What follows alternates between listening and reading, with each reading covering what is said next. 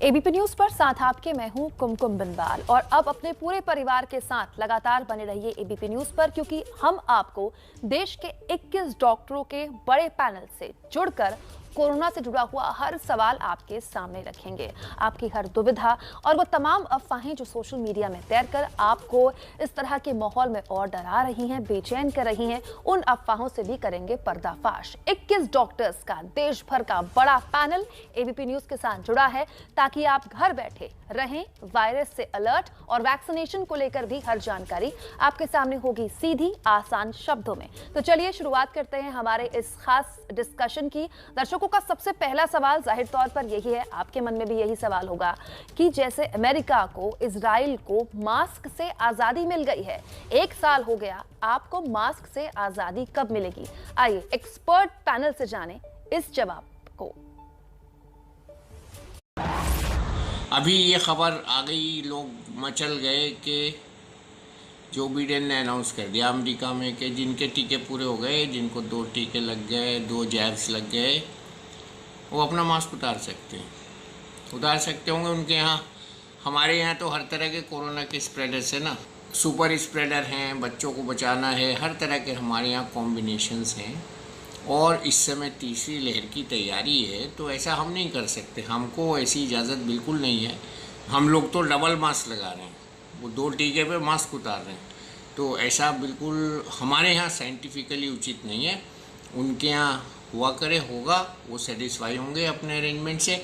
लेकिन हमारे यहाँ तो अभी कोरोना ने नया चैलेंज दे दिया ना, कोरोना फैलने लगा है गाँव में। सो ये बहुत ख़तरनाक चीज़ है, इसकी रियायत करनी चाहिए।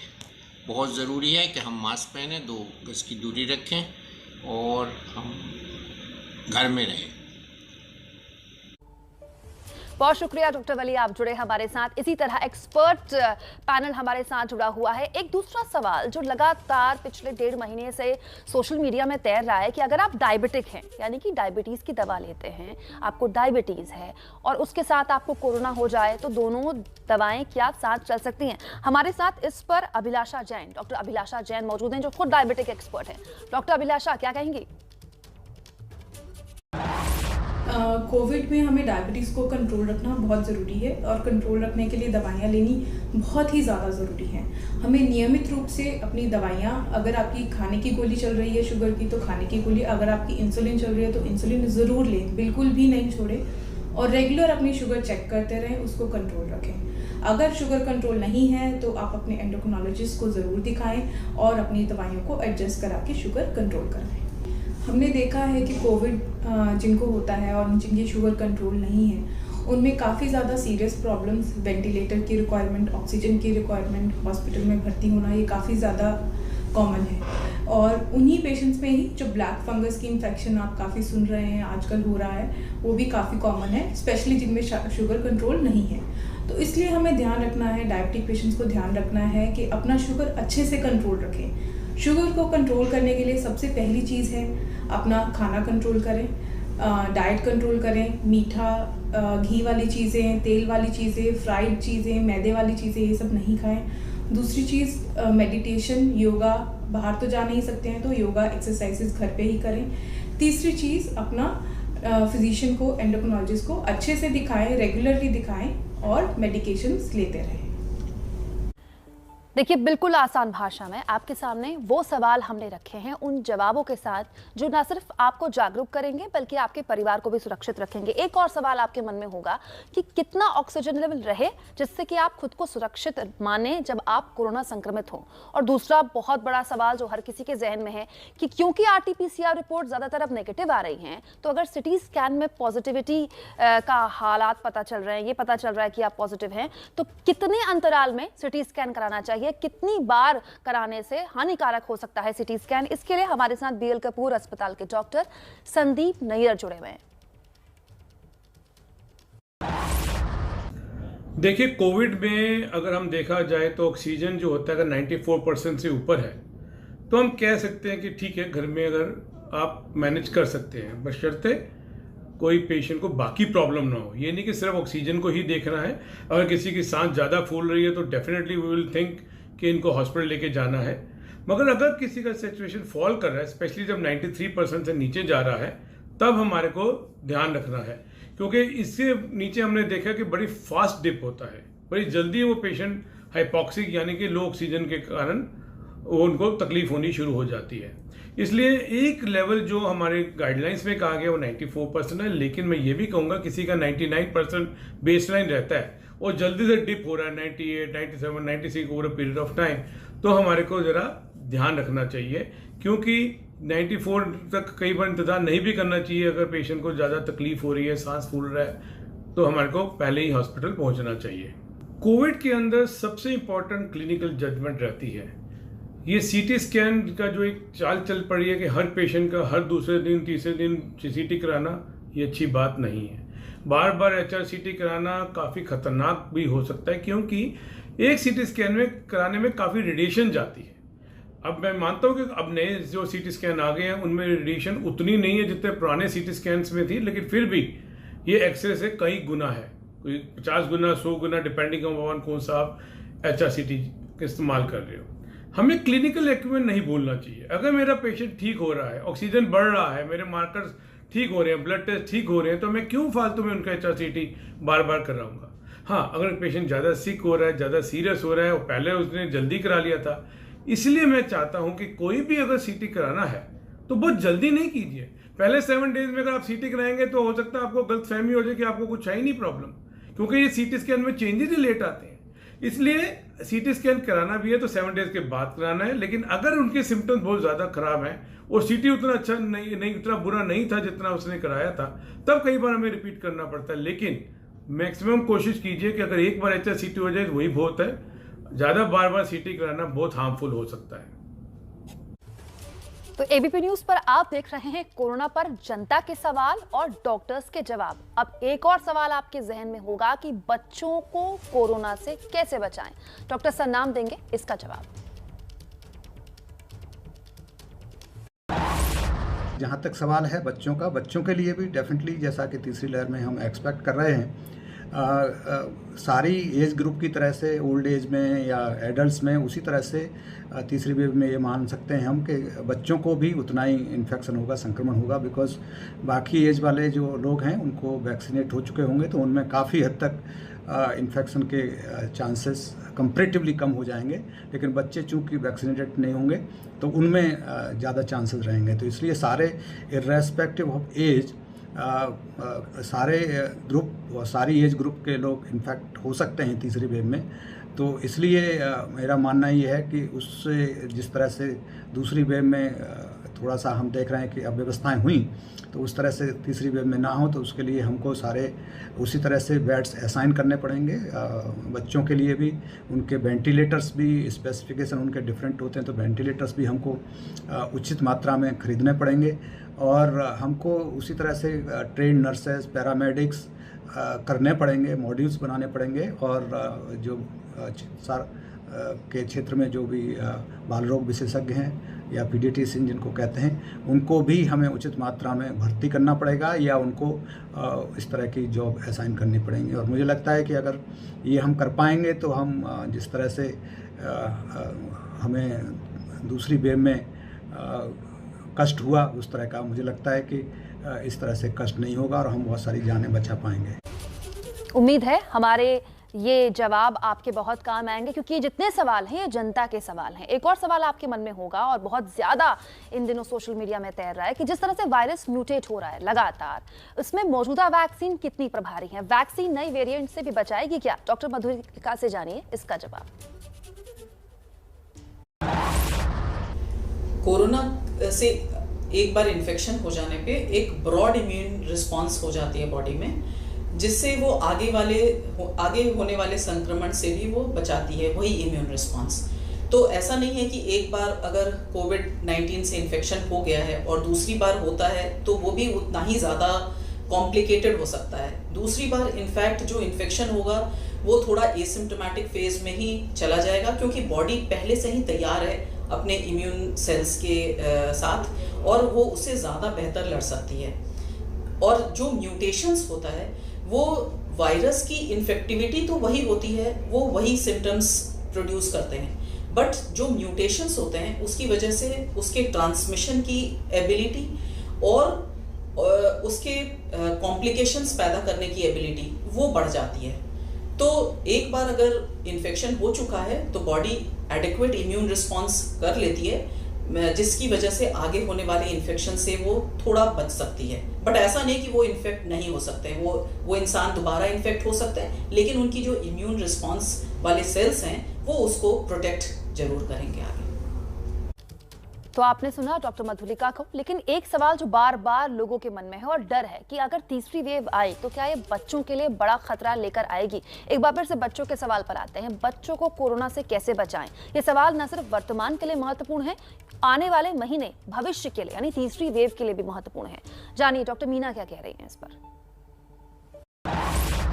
बच्चों में जो कोरोना केसेस हम देख रहे हैं वो प्राइमरली उनके पेरेंट्स या अटेंडेंट्स की वजह से आते हैं। तो जिनको भी घर में सिम्टम्स है फ्लू लाइक इलनेस के, फीवर, कोल्ड, कॉफ, वो बच्चों से आइसोलेट रहें जितना हो सकता है, और घर पे भी हैंड हाइजीन पे ज़्यादा ध्यान दें और सोशल डिस्टेंसिंग मेंटेन करें, और बाहर तभी निकले जब ज़रूरत हो, क्योंकि बच्चे जो 2-3 इयर्स के छोटे हैं वो फेस मास्क पहनने से इनकार करते हैं। ऐसे लोगों को हम बचाने में बहुत ज़्यादा मुश्किल होती है, तो फेस शील्ड के यूज़ करें और बच्चों को तभी निकालें जब बहुत ज़्यादा ज़रूरत है। हमारे जो बच्चे हैं लेस देन 18 इयर्स में अभी वैक्सीनेशन अभी अलाउड नहीं है, तो they are completely unvaccinated, so they are more prone for infection if they are unvaccinated.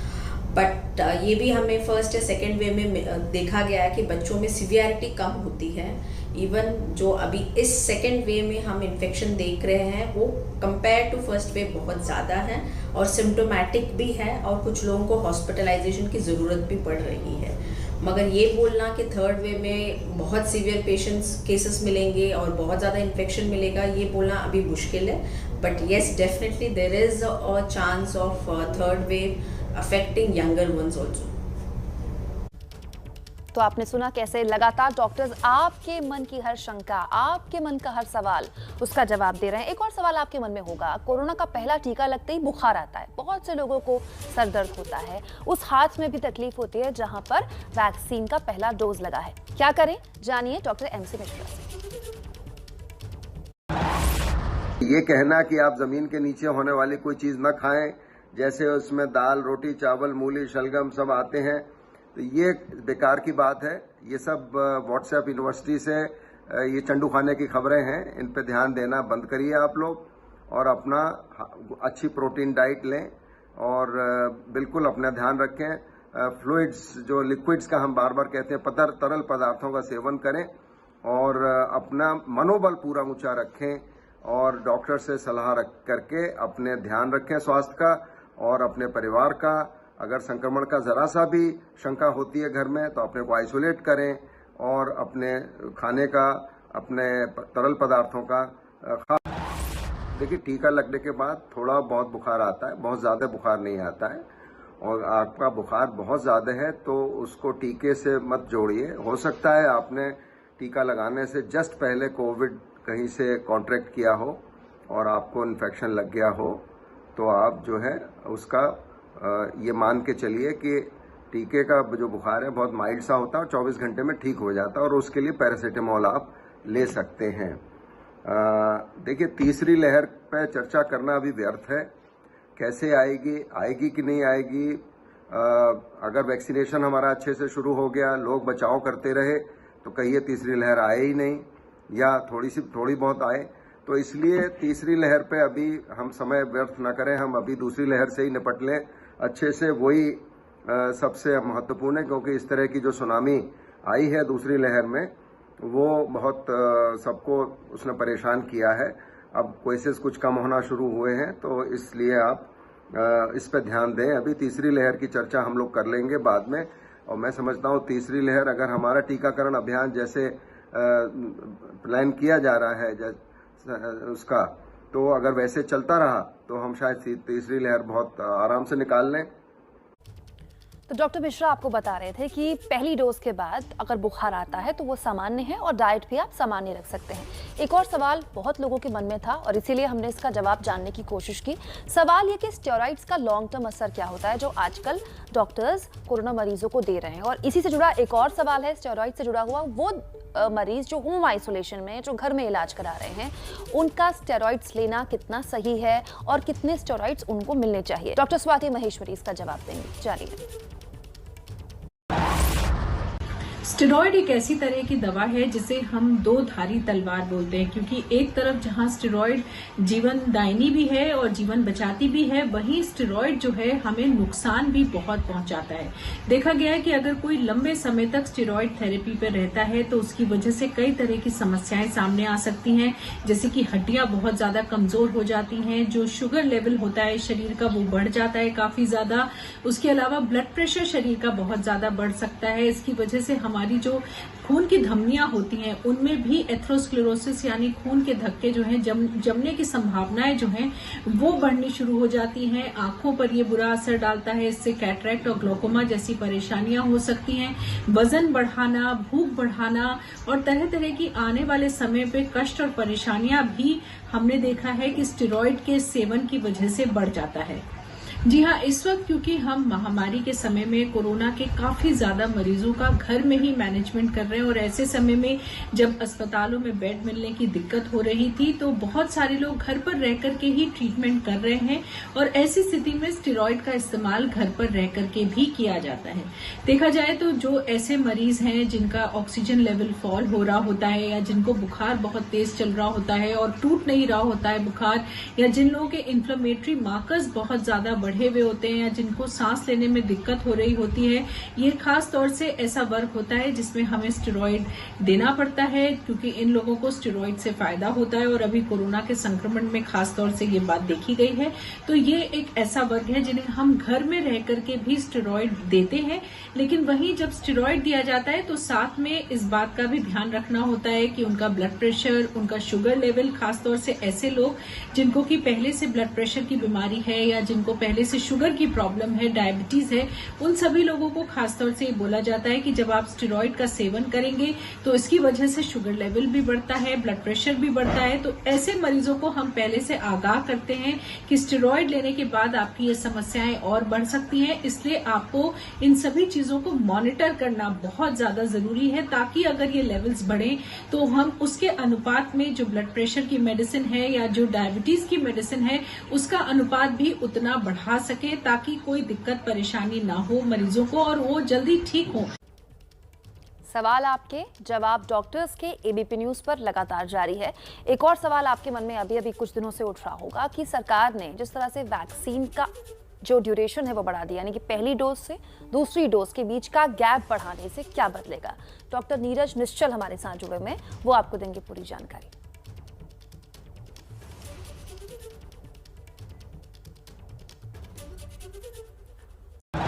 जो पहली डोज लगाकर आपको एक इम्यून रिस्पांस मिलेगा और ताकि उसके बाद जो सेकंड डोज जो अभी हम बात कर रहे हैं 3 से 4 महीने के बीच में लेने की बात, तो ताकि आप उसके बाद हम पूरी तरह से इम्यून हो जाए, तो पहले डोज लगवाने में बिल्कुल कोई देरी नहीं करनी चाहिए। और दूसरा डोज जो अभी 3 से 4 महीने कोविशील्ड की बात की गई है वो उसका पालन करें। जाहिर तौर पर डॉक्टर नीरज निश्चल ने आपको बताया कि अंतराल बढ़ने का एक वैज्ञानिक कारण है, लेकिन दूसरा सवाल एक और मन में उठता है, दूसरी डोज में देरी हो लेकिन पहली डोज जल्द मिले, ये भी तो जरूरी है। इस पर भी हमने डॉक्टर नीरज निश्चल से ही बात की है, जानिए। नहीं, बिल्कुल जो भी अभी डेटा आया है जिसके बेसिस पे ये डोज बढ़ाने की कोई बात की गई है, तो इससे ये एक्सपेक्टेड है कि जो इम्यून रिस्पॉन्स होगा, जो एफिकेसी होगी इस वैक्सीन की, वो पहले के मुकाबले बढ़ जाएगी। तो डेफिनेटली इससे जो बीमारी की सिवियरिटी और मोर्टेलिटी पे फ़र्क पड़ेगा और इससे लोगों का फ़ायदा होगा। ये बढ़ाने का जो डिसीजन लिया गया है ये इसी बेसिस पे लिया गया है कि जो गैप अगर बढ़ाने से इम्यून रिस्पांस बॉडी का इस वैक्सीन के अगेंस्ट बेहतर होता है, और अगर इम्यून रिस्पांस बेहतर है तो आपकी मोर्टेलिटी के चांसेस कम हो जाएंगे, आपके डिजीज़ सिवियरिटी के चांसेस कम हो जाएंगे। तो डेफिनेटली हम उम्मीद करते हैं कि इसके बाद जो है मोर्टेलिटी के चांसेस और कम हो जाएंगे। दावा है हमारा, इतने आसान तरीके से, इतनी आसान भाषा में आपको इतने जटिल सवालों के जवाब एबीपी न्यूज़ के अलावा कहीं नहीं मिल सकते। एक और सवाल आपके मन में होगा, खास तौर पर कुछ दिनों से ये शब्द बहुत तैर रहा है, टीवी पर भी डॉक्टर्स की जुबान से आप सुन रहे होंगे, ब्लैक फंगस। पोस्ट कोविड और कोविड के दौरान कई मरीजों में ब्लैक फंगस भी दिखाई दिया, इससे कैसे बचना है, जानिए डॉक्टर गौरी भूषण से। म्यूकरमाइकोसिस इस बार पैंडेमिक में एक अलग तरीके से निकल कर आ रहा है। बहुत कॉमनली उन पेशेंट्स को इफ़ेक्ट कर रहा है जो डायबिटिक्स हैं, जिनको स्टीरॉयड पर बहुत लंबे समय तक रखा जा रहा है, या जो वेंटिलेटर पर लंबे समय तक रह रहे हैं। तो ये तीनों कैटेगरी ज़्यादा रिस्क पर हैं। इससे बचने का सबसे पहली चीज़ कि शुगर का कंट्रोल बीमारी की शुरुआत से लेकर एंड तक बहुत स्ट्रिक्ट कंट्रोल होना ज़रूरी है। जो लोग वेंटिलेशन पर हैं या ऑक्सीजन थेरेपी ले रहे हैं, उनके रूम्स में ह्यूमिडिफायर होते हैं। ह्यूमिडिफायर के फ़िल्टर का लगातार नियमित रूप से साफ़ होना ज़रूरी है, क्योंकि फंगस की ग्रोथ सबसे ज़्यादा वहीं पर होती है। ऐसी बीमारियां जैसे आर्थराइटिस, जिनमें हम इम्यूनोसप्रेसेंट दवाइयां देते हैं, या कोविड के इलाज के दौरान जो इम्यूनोसप्रेसेंट्स दिए जाते हैं जैसे टोसिलिजुमैब, जो मरीज़ इन पर हैं उनको ख़ास ध्यान देना है कि आँखों से जुड़ा कोई भी लक्षण अगर आता है, जैसे आँख में दर्द होना, पानी आना, लाली आ जाना, सिर में दर्द रहना, साइनसाइटिस हो जाना, ये सब म्यूकरमाइकोसिस के शुरुआती लक्षण हैं। अगर इसी समय पर म्यूकरमाइकोसिस को पकड़ लिया जाए, डिटेक्ट कर लिया जाए और इलाज शुरू कर दिया जाए, तो इसकी जो सीरियस कॉम्प्लिकेशन है उससे हम बच सकते हैं। तो डॉक्टर गौरी भूषण ने जो बोला है बहुत ही बढ़िया बात और बुनियादी बात है कि आपको अपने लक्षणों पर ध्यान देना होगा। अगर वक्त रहते आप इसका इलाज करा लें तो इसका इलाज संभव है, आप बिल्कुल ठीक हो सकते हैं। मन में आपके एक और सवाल होगा कि पिछले 1 साल से मास्क के साथ साथ आप फेस शील्ड भी पहन रहे हैं ताकि आपकी आंखें, आपका चेहरा बचा रहे वायरस से। ये कितना प्रभावी है, जानिए। जो कोविड वायरस है, जब हम बात कर रहे हैं या कोई किसी से बोल रहा है, जो वायरस हवा में आ जाता है वो किसी भी म्यूकस मेम्ब्रेन को टच करके बॉडी में आ सकता है, चाहे वो आँख हो, नाक हो या मुंह हो। तो अगर सामने वाले ने मास्क नहीं पहना है, उस केस में फेस शील्ड का इस्तेमाल ज़रूरी है। ये जनरल पब्लिक के लिए है, but as a doctor, as an eye surgeon, yes, हमारे लिए तो कंपलसरी है कि हम फेस शील्ड पहने ताकि कोई भी सेक्रीशंस हमारी आँख तक ना पहुँचे। आँखों को बचाने के लिए एक ही चीज़ है प्रिवेंशन, कि आँखों तक कोरोना वायरस ना जाए। उसके लिए हाथों की सफाई मेंटेन रखना और ये ध्यान रखना कि बार बार हाथ आँख पे ना जाए, मलने के लिए, दबाने के लिए। आजकल हम घर पर रिस्ट्रिक्टेड हैं, हमारी लाइफस्टाइल ऐसा है कि हम स्क्रीन के सामने कई घंटे स्पेंड कर रहे हैं, आँखों में थकान होती है, खुजली होती है, पानी आता है, तो सीधा हाथ अपना आँख पर ही जाता है। तो स्क्रीन टाइम को लिमिट कर देना। अगर माइनर सा भी कोई लक्षण आता है जैसे रेडनेस, एलर्जी, कंजंक्टिवाइटिस, तो इमीडिएटली अपने ऑफ्थेल्मोलॉजिस्ट, अपने नेत्र रोग विशेषज्ञ से कांटेक्ट करें ताकि वो समय पे दवाई शुरू कर सके। अलग से कोरोना वायरस के लिए कोई दवा नहीं है आँख में डालने के लिए जिससे आपको आँखों का दिक्कत ना हो या कोविड इन्फेक्शन ना हो। बस हाथ बार बार आँख पे ना जाए, इसी का ध्यान रखेंगे। तो डॉक्टर गौरी जो कह रही हैं उसको समझिए, वक्त रहते खुद पर ध्यान दीजिए। खुद पर ध्यान देकर वक्त से पहले अगर इलाज शुरू कर देंगे तो आप बच सकते हैं। एक और सवाल मन में होगा खासतौर पर बच्चों के लिए, क्योंकि पिछले 1 साल से घर से ही स्कूल चल रहा है और बच्चों का फ़ोन पे फ़ोन इस्तेमाल करने का जो वक्त है वो भी बढ़ गया है। बच्चे लगातार स्क्रीन से कैसे बचे, चाहे वो टीवी की हो, चाहे लैपटॉप की हो या फिर मोबाइल की स्क्रीन हो। इसका जवाब जानिए डॉक्टर गौरी भूषण से। बच्चे क्योंकि घर पर रिस्ट्रिक्टेड हैं, उनके पास ऑप्शन सब कम हैं, स्कूल बंद होने के बावजूद भी स्क्रीन टाइम बहुत ज़्यादा है। तो जब स्क्रीन का इस्तेमाल करें, खासकर बड़े बच्चे, तो ध्यान रखें कि हर 30-45 मिनट के बीच में एक ब्रेक लेना ज़रूरी है जिसमें वो कोई भी दूर की चीज़ पे फोकस करें ताकि लगातार पास का ना देखें, आँखों में ज़ोर या दर्द बिल्डअप ना हो। दूसरी चीज़, थोड़ी बहुत देर नेचुरल लाइट का एक्सपोजर, चाहे आप वरांडे में बैठे हैं, बैल्कनी में बैठे हैं, बाहर जाना पॉसिबल नहीं है, खिड़की के पास किसी भी तरीके से 1 घंटा भर नेचुरल लाइट का एक्सपोजर आँखों के लिए बहुत ज़्यादा ज़रूरी है।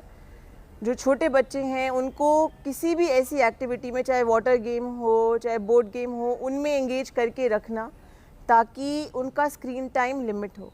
तो पहली चीज़, स्क्रीन टाइम छोटे बच्चों के लिए लिमिट की जाए और बड़े बच्चे जिनके पास ऑप्शन नहीं है स्क्रीन टाइम लिमिट करने की, वो स्क्रीन को देखते देखते बीच में कुछ ब्रेक लें जिसमें आई ड्रॉप्स, जो आपके डॉक्टर आपको सजेस्ट कर देंगे आइज़ को रिलैक्स करने के लिए, या स्क्रीन से ब्रेक लेके किसी भी दूर की चीज़ पे फोकस करना। और नेचुरल लाइट का एक्सपोजर याद रहे कि बहुत ज़रूरी है ताकि आँखों का जो रेटिना है वो हेल्दी रहे, उस पर लॉन्ग टर्म इफ़ेक्ट्स ना आए। डॉक्टर पद्मा श्रीवास्तव हमारे साथ बनी हुई हैं और एक सवाल जो डॉक्टर पद्मा से हम लेंगे वो ये कि कोरोना से नर्वस सिस्टम को कितना नुकसान होता है, जानिए।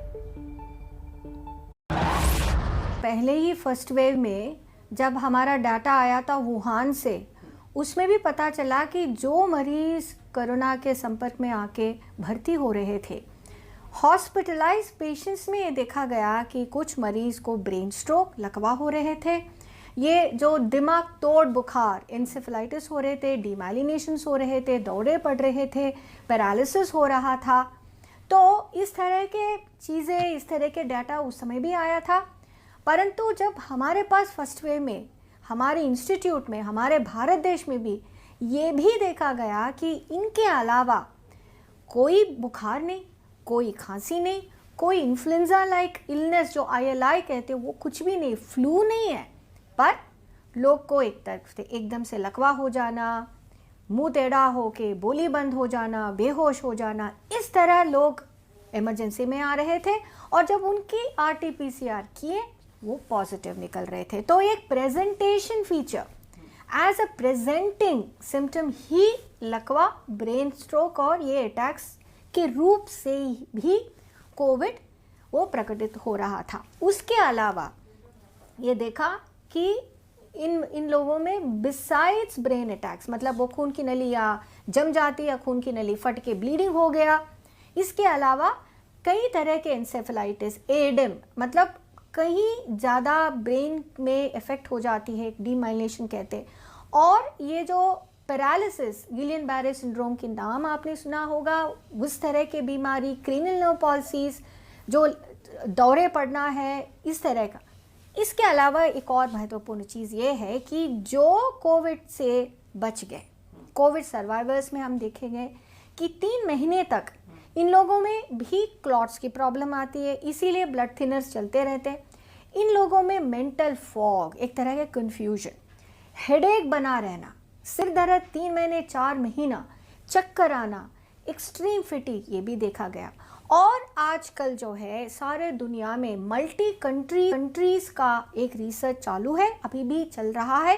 इनमें देख रहे हैं कि 6 महीने, 1 साल, 1.5 साल के बाद क्या ये मरीज एक तरह के मेमोरी की प्रॉब्लम, मतलब यादाश्त में प्रॉब्लम, और बाकी degenerative disease like Parkinson's, Alzheimer's, dementia शायद इनमें हो सकता है।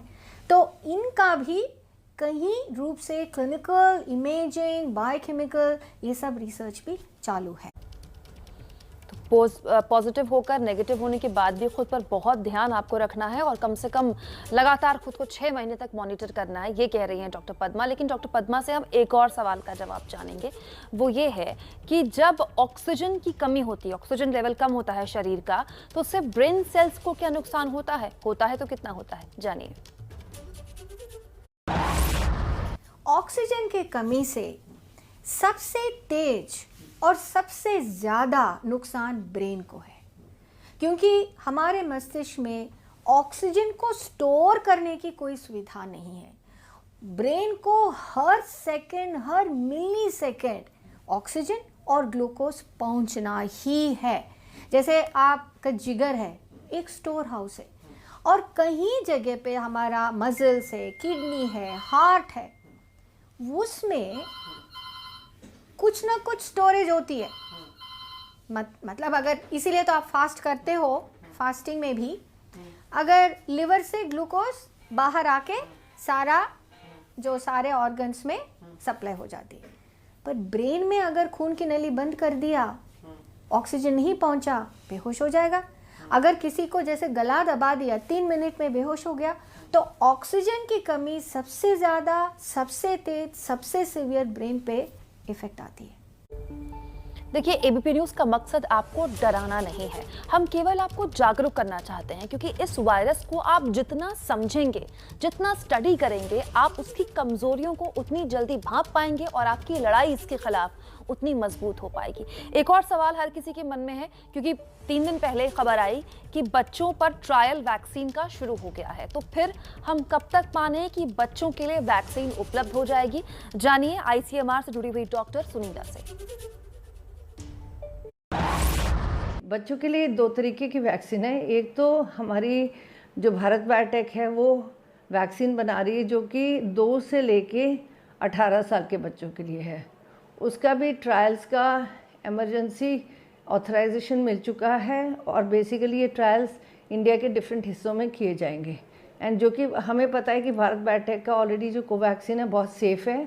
और दूसरा जो एक बहुत ही इम्पॉर्टेंट प्रोग्रेस है जो कि मैंने आपको बताया था, नेज़ल वैक्सीन भारत बायोटेक का भी बन रहा है जो कि सिंगल डोज वैक्सीन है, जिसको कि और उसको नाक से दिया जाएगा, जो कि बहुत ही इफ़ेक्टिव कारगर साबित होगा। और इसको हम बच्चों को स्कूलों में कहीं पे भी दे सकते हैं, क्योंकि ये हमें उसका कोई इंजेक्शन तो लगाना नहीं है, तो उसकी भी जो है उसकी परमिशन इमीडिएटली मिलके और ये उसका ट्रायल जो शुरू होगा। और एक कंपनी है BBV 154 जिसके साथ वो मिलके वैक्सीनेशन की प्रक्रिया शुरू होगी। BBV4 ने ऑलरेडी अपने ट्रायल्स USA में शुरू कर दिए हैं। तो ये वैक्सीन बहुत ही इफ़ेक्टिव और कारगर साबित होगा। तो बच्चों के लिए भी धीरे धीरे हम देखेंगे कि ऑलरेडी फाइज़र कंपनी ने कनाडा में शुरू कर दिया, परंतु वो हमारे देश के लिए सूटेबल नहीं है क्योंकि उसको बहुत ही ठंडे तापमान में रखना पड़ता है। तो हमें इस तरीके की वैक्सीन चाहिए जो कि बच्चों पे कारगर भी हो और उसका टेम्परेचर भी हम ठीक से मॉनिटर कर सकें। और मेरे हिसाब से जो वैक्सीन हम इंजेक्शन के फॉर्म में ना दें और उसको नाक के माध्यम से अगर हम दे पाएँ तो वो ज़्यादा इफ़ेक्टिव साबित होगी। तो वो भी हम इमेजिन कर रहे हैं कि करीबन इसकी भी 100 मिलियन डोजेस हमें दिसंबर तक मिलने की संभावना है और वो भी हमारी अपनी कंपनी भारत बायोटेक ही बना रही है। तो इसलिए इसमें कोई ज़्यादा हमें परेशान होने की ज़रूरत नहीं है। देखिए, बहुत अच्छी बात डॉक्टर साहब ने आपसे बताई कि अगर बच्चों के लिए खासतौर पर नेज़ल वैक्सीन यानी कि ऐसी वैक्सीन जिसमें सिरिंज का इस्तेमाल नहीं होता है, सीधे नाक में वो वैक्सीन डाली जाती है, ऐसा इस्तेमाल होगा तो बच्चे डरेंगे भी नहीं। ये भी एक अच्छा कदम होता है अगर होता है तो। लेकिन ये सवाल हर किसी को डरा रहा है कि जो लगातार जानकार कह रहे हैं कि जो तीसरी लहर आएगी वो बच्चों पर बहुत बड़ा असर डाल सकती है। बच्चे जो अभी तक पहली और दूसरी लहर से लगभग बचे हुए थे। जानिए इसका क्या जवाब है। कोई भी वायरस जो है, इस टाइप के वायरस जो है म्यूटेट होते रहते हैं और म्यूटेशन होता रहेगा जिसपे हमारा कोई कंट्रोल नहीं है। अगला म्यूटेशन किस टाइप का खतरनाक होगा ये प्रेडिक्ट करना नेक्स्ट टू इम्पॉसिबल है कि वो बुजुर्गों के लिए खतरनाक होगा, बच्चों के लिए खतरनाक होगा, किसी के लिए हो सकता है। अगर वह बच्चों के लिए मान लीजिए खतरनाक हो जाता है, आज प्रेडिक्ट नहीं कर सकते और आज बच्चों को वैक्सीन लगा के हम उस स्ट्रेन से प्रोटेक्ट करना शायद संभव नहीं है। अभी देखने में जो प्रिलिमिनरी अगर रिजल्ट एनालिसिस करें, कुछ केसेस में जो है इम्यूनिटी को बाईपास कर रहा है। साउथ अफ्रीका ने ऑलरेडी इस पे पब्लिश कर दिया है पेपर कि वह जो है इम्यूनिटी को बाईपास कर रहा है। कुछ वैक्सीन की इफिकेसी बहुत ही कम है।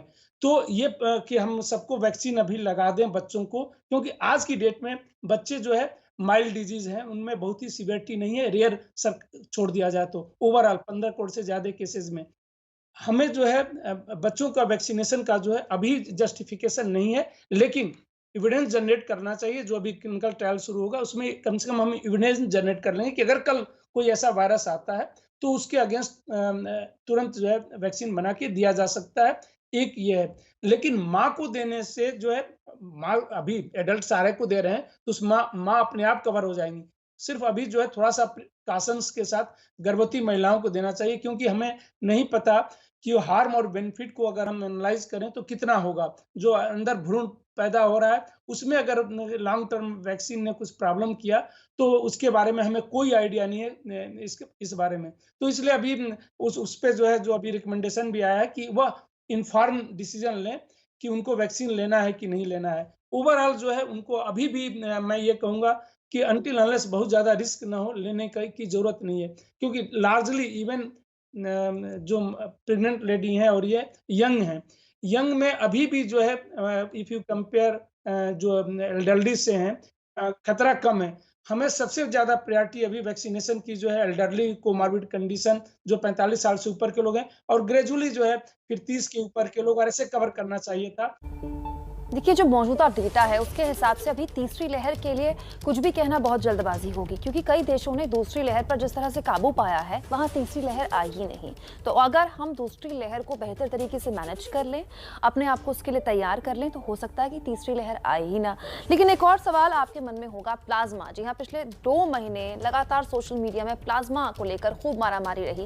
प्लाज्मा थेरेपी को लेकर भी अलग तरह का कंफ्यूजन है। कुछ लोग कहते हैं कि बहुत कारगर है और कुछ लोग कहते हैं बिल्कुल कारगर नहीं है। जानिए मरीज के लिए प्लाज्मा कितना ठीक है, डॉक्टर अक्षय से। देखिए, प्लाज्मा थेरेपी पे जो भी ट्रायल्स करी गई हैं उसमें देखा गया है कि प्लाज्मा का कुछ खास फायदा नहीं है। सिमिलर हमने भी देखा है अपने सेंटर में और आसपास काफ़ी सारे सेंटर्स में कि प्लाज्मा थेरेपी कुछ खास फायदा नहीं करती है कोविड पेशेंट्स में। बट हाँ, प्लाज्मा थेरेपी अगर सही टाइम पे दिया जा रहा है, यानी कि मरीज़ जब एडमिट हुआ है और उसकी बीमारी सिर्फ मॉडरेट है और एक रिस्क है कि वो सीवियर हो सकती है, मतलब वो लो फ्लो ऑक्सीजन पे हैं और एक चांस है कि उनकी कंडीशन वर्सन हो सकती है, उस टाइम पे प्लाज्मा देने से कुछ फ़ायदा हो सकता है। बट ये फ़ायदा बहुत ही कम पॉपुलेशन में नोट करा गया है। अदरवाइज प्लाज्मा कुछ खास हेल्प करता नहीं है।